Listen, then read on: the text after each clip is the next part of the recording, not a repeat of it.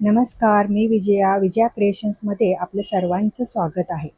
आज आपण पारंपरिक पद्धतीने पिवळं लसूण घालून तयार केलेलं आंब्याचं लोणचं कसं बनवायचं ते पाहणार आहोत. या पद्धतीनं केलेलं लोणचं चवीला खूप मस्त लागतं. मी इथे तुम्हाला 2 किलो कैऱ्यांचं प्रमाण दाखवणार आहे. लोणच्यासाठी कैरी निवडताना कैरी कडक बघून घ्यायची. तसेच कैऱ्या आणलेल्या आपण रात्रभर पाण्यात ठेवायच्या, म्हणजे त्यातली उष्णता कमी होते. तसेच त्याला लागलेला चीक, धूळ सर्व निघून जाते. या सर्व कैऱ्या अशा प्रकारे चोळून स्वच्छ धुवून घ्यायच्या. सर्व कैऱ्या अशा प्रकारे साफ करून घ्यायच्या. अशा प्रकारे धुतल्यामुळे त्याचा चीक निघून जातो. त्यानंतर एखाद्या स्वच्छ कॉटनच्या कपड्याने या कैऱ्या पुसून घ्यायच्या. सर्व कैऱ्या पुसून कोरड्या केल्यानंतर फोडून घ्यायच्या आहेत. तुमच्याकडे अडकित्ता असेल तुम्ही घरीही फोडू शकता. मी बाजारातून फोडून आणल्या आहेत. या कैरीच्या फोडी तुम्हाला हव्या तशा लहान किंवा मोठ्या आकारात फोडू शकता.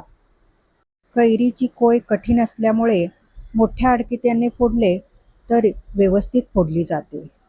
घरी आणल्यानंतर या सर्व फोडी चेक करायच्या. एखादी कोय खराब असेल तर त्यामुळे फोडीवर काळं झालेलं असतं, ते स्वच्छ कपड्याने पुसून घ्यायचं. तसेच फोडीवर पातळ पापुद्रा असतो, तोही काढून टाकायचा, तो सहज निघतो. अशा प्रकारे सर्व फोडी स्वच्छ करून घ्यायच्या. अशा प्रकारे मी इथे सर्व फोडी स्वच्छ पुसून एका पाटीमध्ये घेतलेल्या आहेत. आता या सर्व फोडींना हळद आणि मीठ लावून घ्यायचं आहे. या लोणच्यासाठी मोठ्या मिठाचाच वापर करायचा आहे. आता ही हळद आणि मीठ फोडींना चांगल्या प्रकारे चोळून लावायचं आहे. इथे मी 2 मोठे चमचे हळद व 1 वाटी मीठ वापरलं आहे. आपल्याला जर हळद किंवा मीठ कमी वाटलं तर ते आपण वाढवूही शकतो. हे सर्व चांगलं चोळून लावायचं आहे, म्हणजे याला पाणी सुटेल. सर्व फोडींना हळद आणि मीठ चांगलं चोळून झाल्यानंतर आपल्याला एखाद्या बुट्टीमध्ये किंवा चाळणीमध्ये हे ठेवायचं आहे.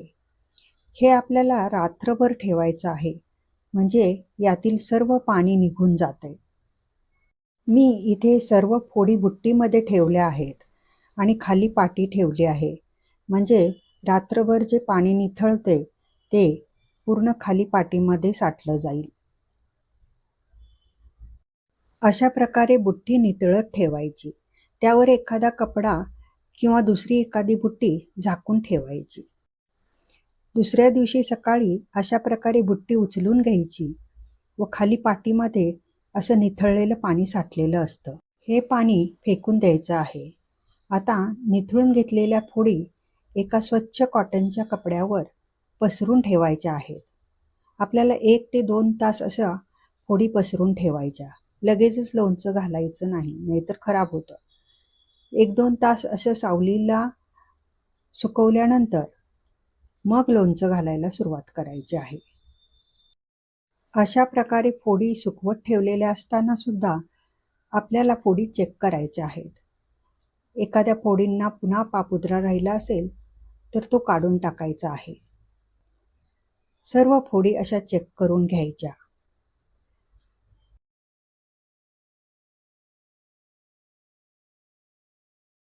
आता या सर्व फोडी एका पाटीमध्ये काढून घेऊया.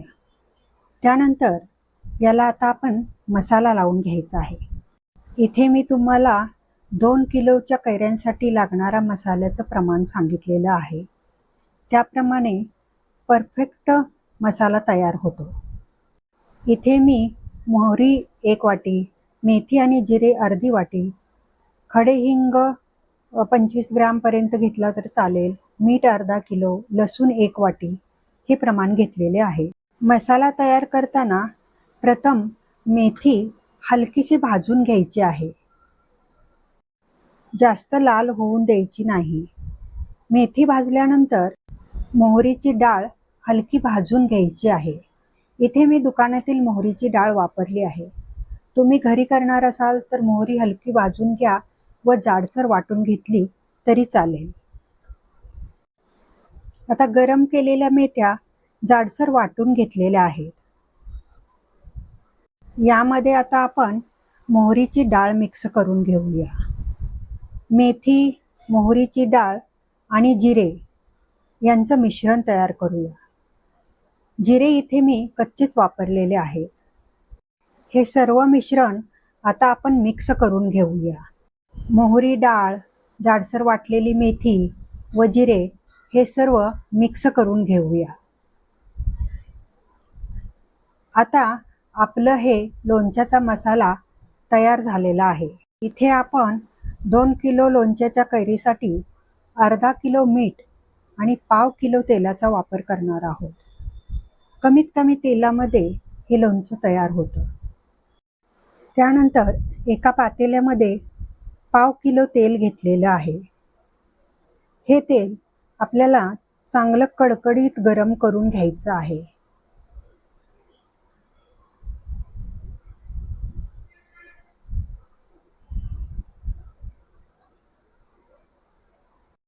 तेल चांगलं कडकडीत गरम झालं की गॅस बंद करायचा आणि त्यामध्ये खडे हिंग घालायचे.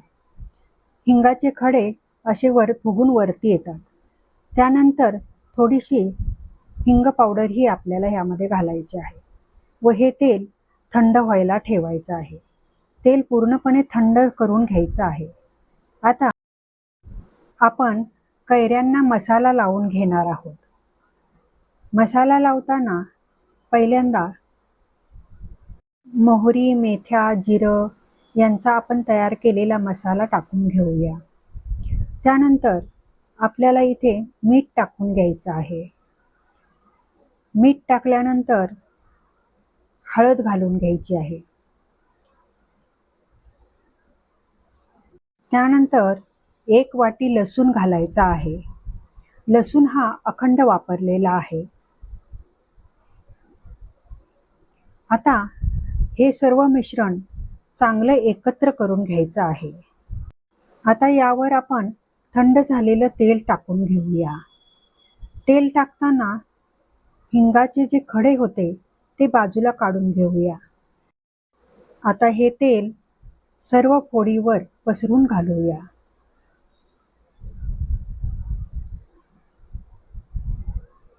त्यानंतर लोणचं आपल्याला व्यवस्थित मिक्स करून घ्यायचं, म्हणजे मसाला हा सर्व फोडींना व्यवस्थित लागतो.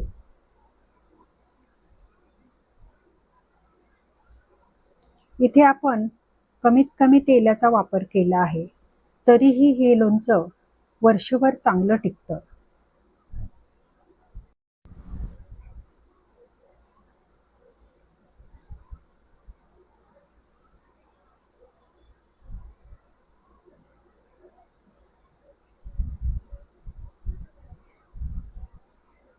आता हे लोणचं भरण्यासाठी काचेची बरणी स्वच्छ धुवून कडक उन्हामध्ये वाळवलेली आहे.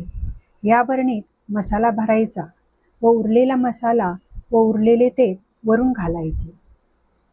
प्रथम खाली तळाला थोडंसं मीठ घालून घ्यायचं. त्यानंतर तयार झालेले लोणचे ह्या बरणीमध्ये आपण भरून घेऊया.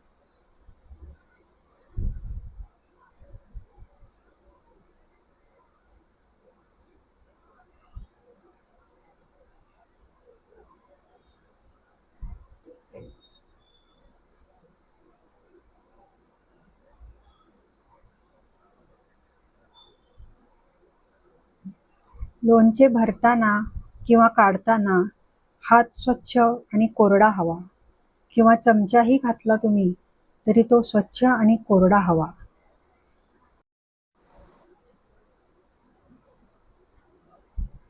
अशा प्रकारे पूर्ण लोणचं या बरणीमध्ये भरून घ्या.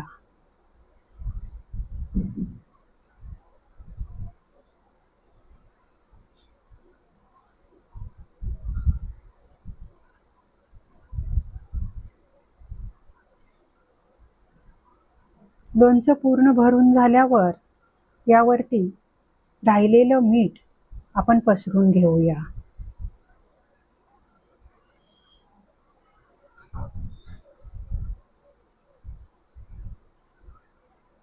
त्याचप्रमाणे जे शेवटी तेल राहिलेलं होतं ते सर्व तेल याच्यावरती घालून घेऊया.